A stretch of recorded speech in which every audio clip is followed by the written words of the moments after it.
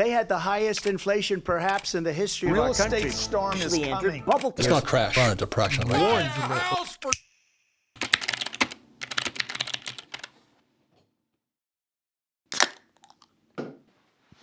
Why did Jeff Bezos sell $3 billion of his Amazon stock in November?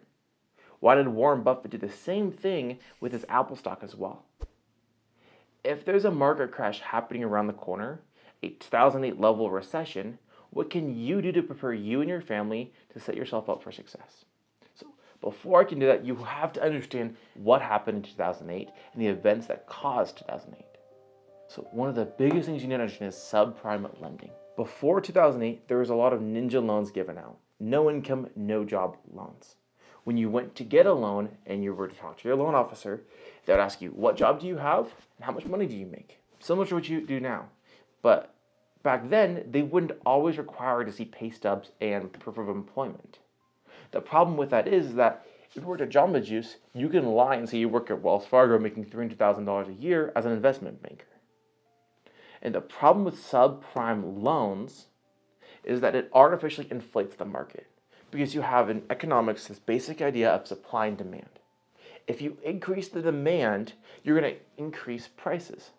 And if you increase buyers into the marketplace, the prices will go up. And that's one of the problems that happened in 2008. There was a lot more buyers than there actually should have been. It led to the market going higher and higher and higher. One of the other issues that caused the 2008 recession was adjustable rate mortgages. So with an adjustable rate mortgage, the difference from that and a fixed rate mortgage, your interest rate stays the same for the entire life of the loan. So when you send the papers through your bank, if you have a 5%, a 4%, 6%, whatever it is, it stays that for the whole entire 30 years or 15 years of the loan. With an adjustable rate, it adjusts over the life of the loan. The reason why it's really enticing to want to jump in on and get an adjustable rate loan is typically they have lower interest rates than a fixed rate loan for the first year. But the problem is it adjusts. So if the interest rates go up, your loan payment goes up as well. And if they go down, that's the enticing part. You want to save more money and you wouldn't have to refinance. But the problem is there's a lot of these adjustable rate loans that went out, so that leading to 2008, when the interest rates went higher and higher, a lot of investors and homeowners couldn't afford to make their monthly payments, and because of that, they defaulted on their loans. One of the issues that caused the 2008 recession was financial deregulation. Here's an easy way to think of it. If you were to buy candies from me by the weight or per candy, I'll fill a bag full of candy. But if I want to fluff my numbers and get more money out of my candy, I'll put a bunch of yucky, gross candy in it as well. But I'll only have 10, 20, or 30% of yucky candy inside of it because you'll try 2 or 3 pieces of candy, you'll think it's good, and you'll buy the whole bag.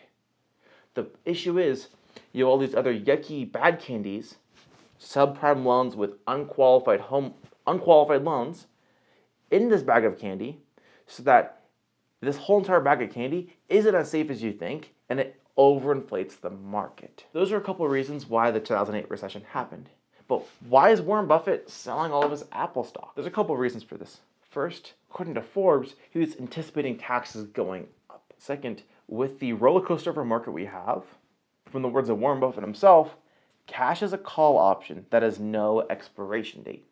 So he's just pulling his money out to see what's going to happen in the market, see where he should invest last. Third, and the reason why I think he's pulling his money out is he's 94 years old. He's not going to live forever. He has to pull some of his money out so that he can live a nice, comfortable life. However, what would cause another 2008 level of recession?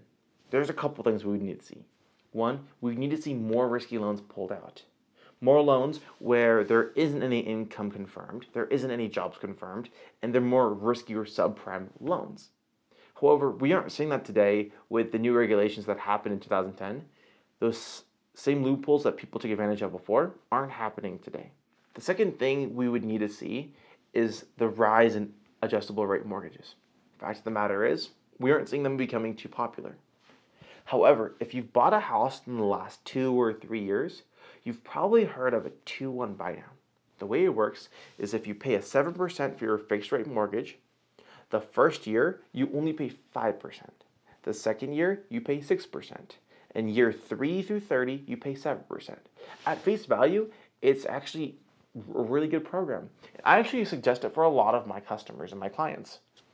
The problem is, if you cannot afford the 7% interest or whatever interest rate you'll get on the third year, you should not buy that house and you should not do a 2-to-1 buy down. The problem that you have is a lot of real estate agents suggest for their buyers to buy houses that they cannot afford. They'll qualify for them, but they cannot consistently make that monthly payment.